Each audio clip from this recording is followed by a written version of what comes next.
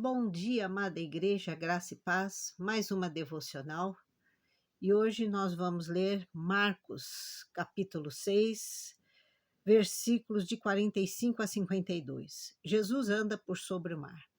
Também se encontra em Mateus 14, 22, 23 e João 6, 16, 21. Mas nós vamos nos concentrar hoje no livro de Marcos. Vamos orar. Senhor Deus, nosso Pai, te agradecemos, Senhor, por estarmos mais uma vez na tua presença, Pai. Ilumina nossos corações e nossas mentes para que possamos entender e aprender da tua palavra, Senhor. Que a tua palavra seja conforto para o nosso coração e que nós nos aproximemos mais e mais da santidade através do teu Espírito Santo, Senhor. É o que te pedimos em nome de teu Filho Jesus. Amém, meu Pai. Logo a seguir, compeliu Jesus os seus discípulos a embarcar e passar adiante para o outro lado, a Betsaida, enquanto ele despedia a multidão. E, tendo-os despedido, subiu ao monte para orar. Ao cair da tarde, estava o barco no meio do mar e ele sozinho em terra. E, vendo-os em dificuldades a remar, porque o vento lhes era contrário, por volta da 4ª vigília da noite, veio ter com eles andando sobre o mar e queria tomar-lhes a dianteira. Porém, eles, vendo-o andar sobre o mar, pensaram tratar-se de um fantasma e gritaram, pois todos ficaram aterrados à vista dele. Mas logo lhes falou e disse, tende bom ânimo, sou eu, não temais. E subiu para o barco para estar com eles e o vento cessou. Ficaram entre si atônitos, porque não haviam compreendido o milagre dos pães antes, o seu coração estava endurecido. Irmãos, é interessante que se nós olharmos nos 3 evangelhos, em Mateus e João, nós vamos ter diferenças, algumas pequenas diferenças. Todos eles falam da 4ª hora, da 4ª vigília da noite, mas Mateus fala o episódio de Pedro, que Pedro quer estar com Jesus e no meio do caminho ele fica com medo e começa a afundar.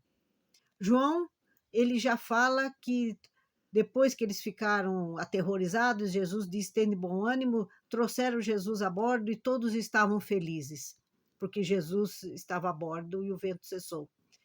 Vejam as diferenças, irmãos. Ah, mas isto é um erro bíblico? Não, é a visão de cada um.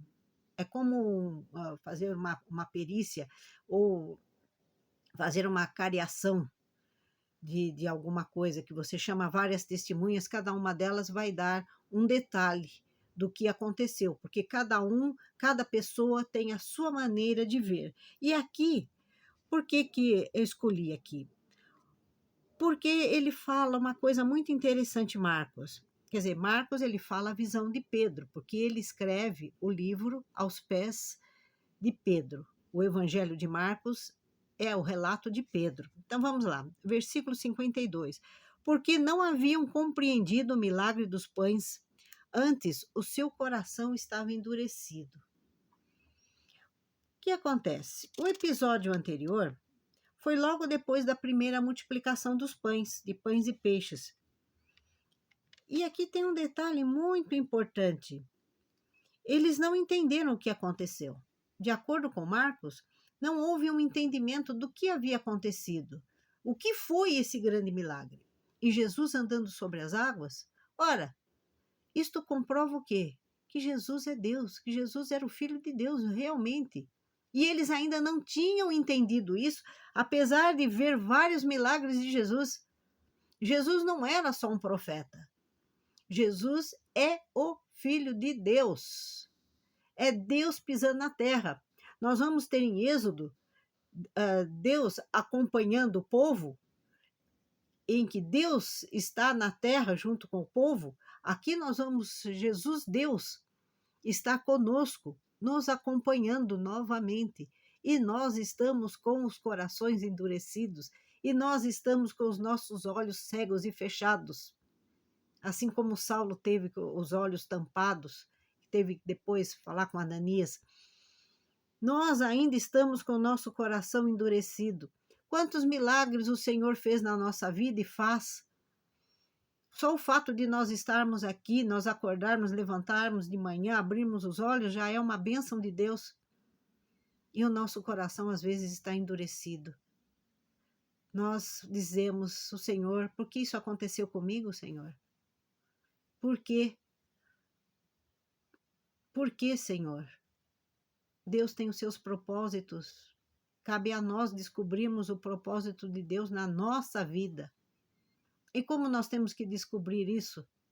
Orando, jejuando e fazendo o completo, fazendo a nossa missão. Ah, mas qual é a nossa missão? Cada um tem a sua missão. Sua missão é com a sua família, sua missão é com seus vizinhos, com o seu trabalho. Todos nós temos essa missão. E qual é essa missão? Sermos a Bíblia que o povo lê, que todo mundo lê. Porque não adianta falar se nós não agirmos de acordo com Cristo. Nós não agimos para ganhar o céu, nós agimos porque nós já temos o céu. O céu está dentro de nós, o céu está com Cristo. Nós somos o reino. Nós estamos aqui para proclamar este evangelho, não só em palavras, mas também através da nossa atitude. Porque as palavras são vazias, as palavras o vento leva.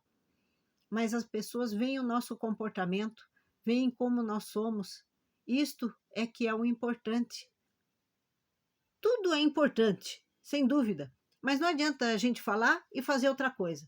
Não adianta a gente dizer, ah, não, eu sou crente, mas está falando mal dos outros, não ajuda, quer que a sua vontade seja a primazia sobre tudo e todos. É complicado, meus irmãos. Então, nós estamos com o nosso coração endurecido. Muitas vezes nós reclamamos e não vemos a bênção de Deus na nossa vida. Nós ficamos preocupados com aquilo que nós somos culpados. Eu gosto do sistema japonês. O japonês não quer saber quem é o culpado, ele quer saber quem vai resolver o problema. E nós já temos quem vai resolver os nossos problemas, é Jesus. Agora, cabe a nós não entrarmos nestes problemas, né? Através do Espírito Santo, através das nossas orações e na nossa comunhão com Deus. Este é o mais importante. Nós temos que policiar o nosso coração para que não estejamos endurecidos com o Senhor. Que este é o principal. Se Ele estiver no nosso coração, a nossa vida muda. Nossa vida vai refletir em todas as pessoas, porque o sol de Jesus reflete na vida de todo mundo. Nós seremos holofotes do Senhor, dando a luz do Senhor para todo quanto é canto. Este é o principal. Ide por todo mundo e pregai o evangelho a toda criatura. Se somos salvos, nós queremos levar outras pessoas conosco e queremos mostrar este caminho. Mas como vamos mostrar esse caminho se o nosso coração estiver duro? A salvação é individual, mas é obrigação nossa levar a palavra para todo mundo. E como eu disse, nós somos a palavra viva do Senhor. E é isto que Deus quer de nós, ide por todo mundo e pregai o evangelho. Que o nosso coração esteja aberto ao Senhor, que o nosso coração seja pleno na santidade do Espírito Santo. Irmãos, que o nosso coração esteja com Jesus sempre. Amém.